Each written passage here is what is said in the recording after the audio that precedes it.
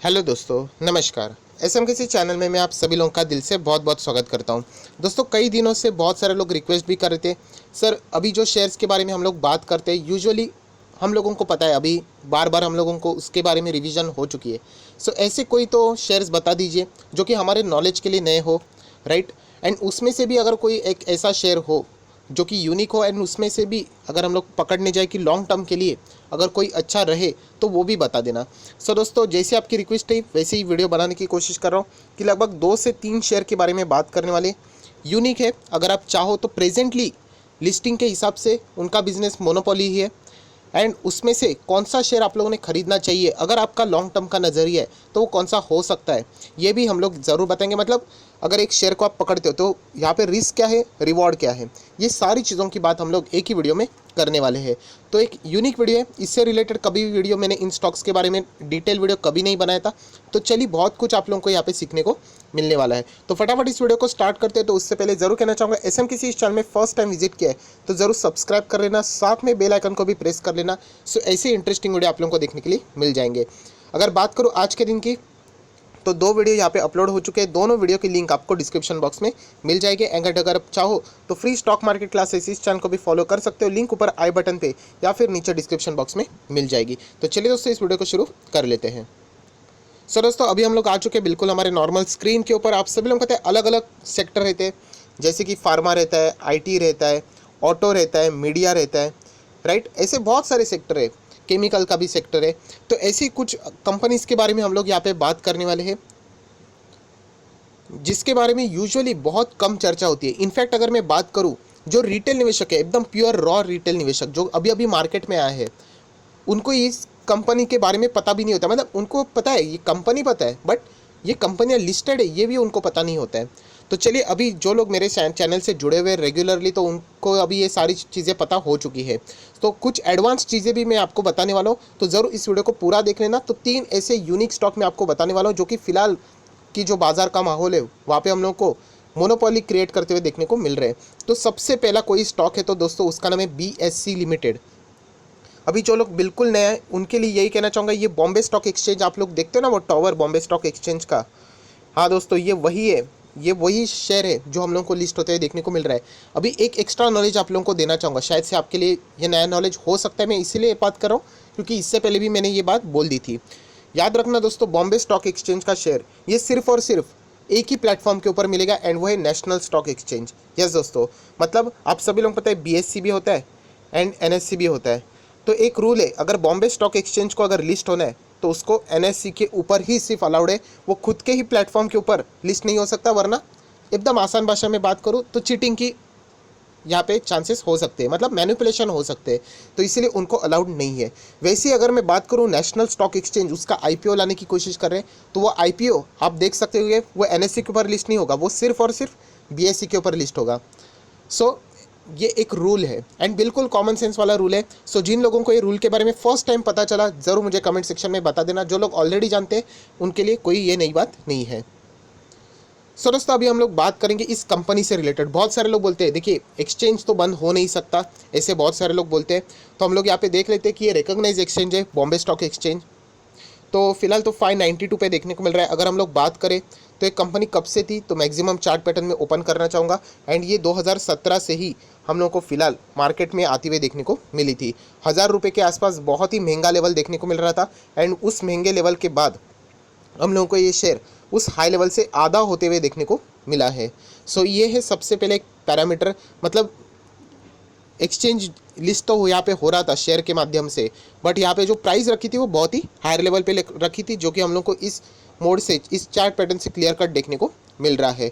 सो BSC में क्या निवेश करना चाहिए नहीं, इसके रिलेटेड हम लोग बात ज़रूर करेंगे। सबसे पहले यहाँ पे कुछ इंपॉर्टेंट पैरामीटर्स पे आ जाते हैं। कंपनी का 52 वीक हाई देख लेना, 16 सितंबर 20 को ही कंपनी 608 रुपये तक गई थी। अगर 52 वीक लो की बात करें तो 275 तक मार्च में जब गिरा था तब तक हम लोग को देखने को मिला था, इतना लोअर लेवल पे।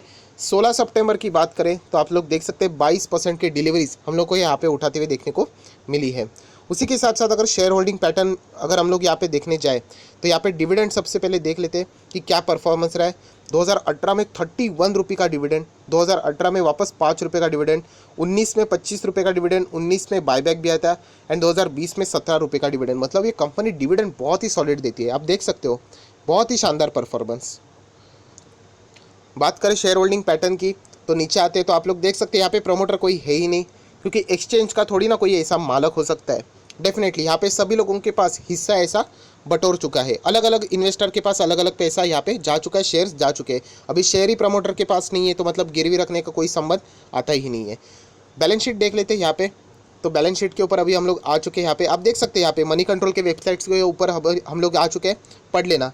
BSE limited is not listed on BSE, मतलब ये खुद के ही एक्सचेंज के ऊपर ये लिस्ट नहीं हो सकती, तो सिर्फ आपको ये NSE के ऊपर ही फिलहाल यहाँ पे देखने को मिल रही है एंड आगे फ्यूचर में भी यही चीज़ें कंटिन्यू होने वाली है।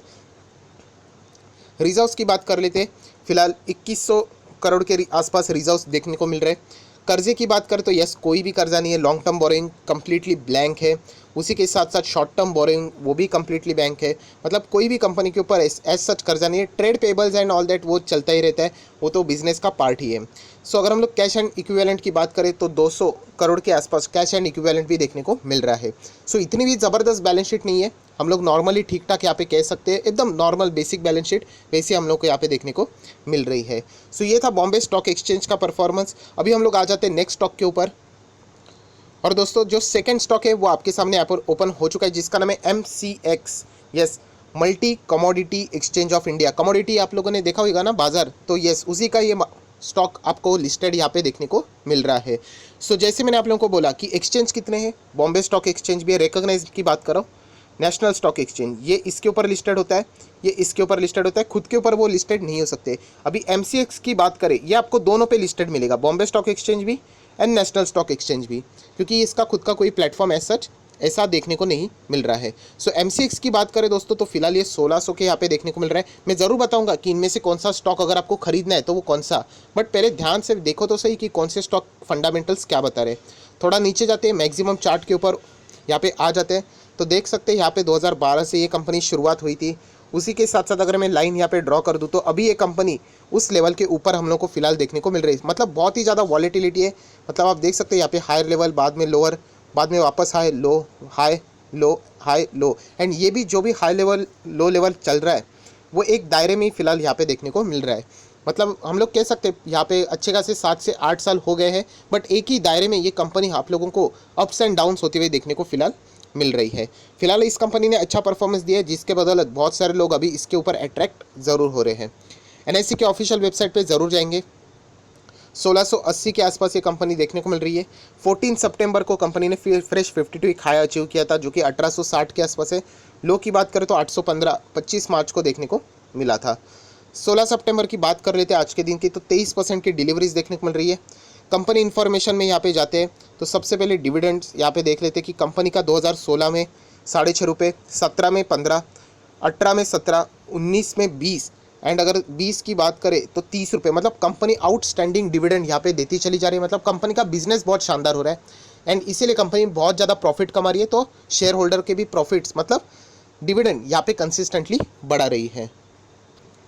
सेम जो चीज़ अभी हम लोगों ने बॉम्बे स्टॉक एक्सचेंज में देखी, प्रमोटर आपको देखने को नहीं मिलेंगे यहाँ पे, क्योंकि ये प्लेटफॉर्म है एक, यहाँ पे थोड़ी ना किसके यहाँ पे हम लोग बोल सकते हैं ना ओनरशिप रहेगी। सो पब्लिक के पास ही हम लोग को मैक्सिमम फिलहाल शेयर यहाँ पे देखने को मिल रहे हैं। थोड़ा अगर हम लोग नीचे स्क्रॉल करेंगे तो वापस बेतु की बातें, शेयर प्रमोटर के पास है ही नहीं तो गिरवी कहाँ से होंगे। सो फिलहाल MCX का भी परफॉर्मेंस हम लोगों ने यहाँ पे देख लिया।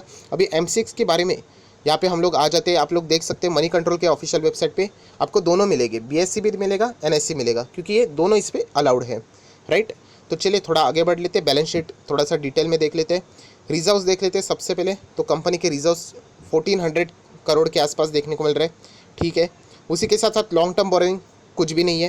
थोड़ा और नीचे जाते हैं, शॉर्ट टर्म बोरोइंग वो भी कुछ नहीं है। मतलब कंपनी के पास कोई एज सच बड़ा कर्जा फिलहाल देखने को नहीं मिल रहा है। अगर नीचे हम लोग स्क्रॉल डाउन करते हैं कैश एंड कैश इक्विवेलेंट, तो कंपनी के पास बहुत ही कम 16 करोड़ के आसपास कैश है। कम इसलिए बोल रहा हूँ क्योंकि पहले 60 था, बाद में 40, अभी 16 करोड़ के आसपास देखने को मिल रहा है। सो बैलेंस शीट ठीक ठाक ही है, ऐसी कोई ख़राब नहीं है। जैसे BSE की थी वैसी MCX की भी बैलेंस शीट हम लोग को देखने को मिल रही है। हम लोग ज़रूर आएंगे, बट इससे पहले एक आखिरी स्टॉक को भी कवर कर लेते हैं। एंड दोस्तों आखिरी स्टॉक आप लोग देख सकते हैं जिसका नाम है CDSL, central depository service limited. आप सभी लोगों को पता है CDSL, NSDL, आप लोगों ने बहुत सारे नाम सुने होंगे, राइट। ये डिपॉजिटरीज है, राइट। इनके पास वो शेयर से सारी चीज़ें यहाँ पे जाती है एंड ये 486 पे फिलहाल देखने को मिल रहा है। मैक्सिमम चार्ट पैटर्न ओपन कर लेते हैं। अभी अभी ये सब कंपनियाँ 2017 से ही शुरुआत आप लोगों को यहाँ पे होते हुए देखने को मिल रही है। इस कंपनी की बात करें तो आप देख सकते हैं फिलहाल 513 का इसका 52 वीक हाई 3 सितंबर को लगाया था। 52 वीक लो देखना 23 मार्च को 179 का। तो ये सारी कंपनी मार्केट के साथ ही यूजुअली चलने वाली कंपनियां हम लोग अंदाज़ा लगा सकते हैं। 33% की डिलीवरीज यहाँ पे देखने को मिल रही है। कंपनी इन्फॉर्मेशन में आ जाते हैं। डिविडेंड का रिकॉर्ड क्या है वो देख लेते हैं। 3.5 रुपये का डिविडेंड 18 में, 19 में 4 रुपये का, 20 में 4.5 रुपये का। डिविडेंड कम तो है बट येस हम लोग को इंक्रीजिंग मैनर में देखने को मिल रहा है। शेयर होल्डिंग पैटर्न यहाँ पे 20% के ही शेयर प्रमोटर के पास है, ज़्यादा नहीं है। पब्लिक के पास ही हम लोग को बाकी देखने को मिल रहा है। एंड उसमें से कितने गिरवी है तो कोई भी शेयर फिलहाल तो गिरवी नहीं रखा हुआ है। दोस्तों बात करें CDSL की भी, तो CDSL भी हम लोगों को सिर्फ और सिर्फ NSE के ऊपर है, BSE के ऊपर हम लोग को वो लिस्ट होते हुए देखने को नहीं मिली है। बैलेंस शीट की बात कर लेते हैं यहाँ पे रिजर्व्स की। 465 करोड़ के रिजर्व देखने को मिल रहे हैं, जंपिंग स्टैंड में है। उसी के साथ साथ यहाँ पे कर्जे की बात करें तो कोई भी कर्जा नहीं है। लॉन्ग टर्म बोरिंग जीरो है। शॉर्ट टर्म बोरिंग भी आप लोग क्लियर कट देख सकते हैं, जीरो है, कोई टेंशन की बात नहीं है। And cash and bank balance की बात करें तो नीचे स्क्रॉल डाउन करके यहाँ पे आ जाते cash and cash equivalent. 23 crore 24 crore के आसपास देखने को मिल रहा है। दोस्तों जैसे मैंने आप लोगों को कहा ये तीन कंपनी यूनिक है, जैसे कि बॉम्बे स्टॉक एक्सचेंज का share, MCX commodity exchange and CDSL का शेयर। ये तीनों हम लोग को यूनिक देखने को यहाँ पे मिल रहे हैं। बट अगर हम लोग कंपटीशन की बात करें यहाँ पे तो लिस्टिंग का कॉम्पिटिटर अभी तक क्रिएट नहीं हुआ है, बट शायद से फ्यूचर में हो सकता है। आप सभी लोगों को पता है BSE का कॉम्पिटिटर NSE मार्केट में आ सकता है एंड IPO की तैयारी कर रहा है। CDSL, NSDL आप सभी लोगों ने वो भी सुना है। अगर बात किया जाए तो MCX का सच कोई कॉम्पिटिटर यहाँ पे मार्केट में अवेलेबल नहीं है। मतलब कमोडिटी एक्सचेंज करना है तो MCX के थ्रू ही आप लोगों को यहाँ पे करना पड़ेगा।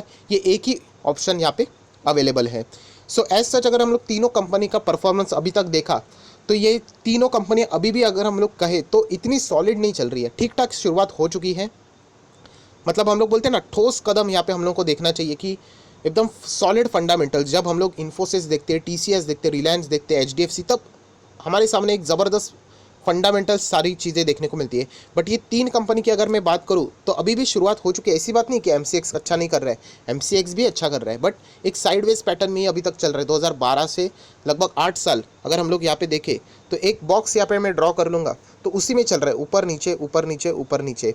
अगर इन तीनों शेयर में अगर आपको किसी में इंटरेस्ट है तो मुझे ऐसा लगता है कि आप लोगों ने एक ही स्टॉक के ऊपर ध्यान रखना चाहिए एंड वो है MCX। इस एक स्टॉक के ऊपर आप लोगों ने ध्यान रखना चाहिए क्योंकि इसमें जैसे मैंने कहा कि एज सच फ्यूचर में भी फिलहाल हम लोग को कोई भी कॉम्पिटिटर देखने को नहीं मिलने वाला है। बस ये एक ही चीज़ है जिसके बदल हम लोग बात बोल सकते हैं। बाकी CDSL की बात करो या फिर BSE, ये दोनों परफॉर्मेंस हम लोग को ठीक ठाक देते हुए देखने को मिल रहे हैं। हालांकि बॉम्बे स्टॉक एक्सचेंज का शेयर हम लोगों ने देख लिया, चार्ट पैटर्न 1000 के यहाँ पे चल रहा था, वो नीचे ही अभी जा रहा है। रिकवरी ज़रूर हुई है। उसी के साथ साथ CDSL ने भी अच्छा खासा जंप दिखाया बट ज़्यादा बैकग्राउंड नहीं है, राइट। तो ऐसे माहौल में हम लोग कह सकते हैं MCX के ऊपर आप चाहो तो स्पेसिफिकली यहाँ पे नज़र रख सकते हो। रखने के तो तीनों को अपने वॉच लिस्ट में ऐड ज़रूर करना, बट MCX को आप लोग चाहो तो थोड़ा सा डिटेल में यहाँ पे फोकस में रख सकते हो। आई आशा करता हूँ दोस्तों आप लोगों को ये यूनिक वीडियो अच्छा लगा होगा, तो ज़रूर इस वीडियो को लाइक कर देना, दोस्तों के साथ शेयर कर देना, तो उनको भी ये सारी बातें पता चल जाएगी। That's it, thank you very much दोस्तों। We will be meeting in our next video. तब तक के लिए बाय बाय।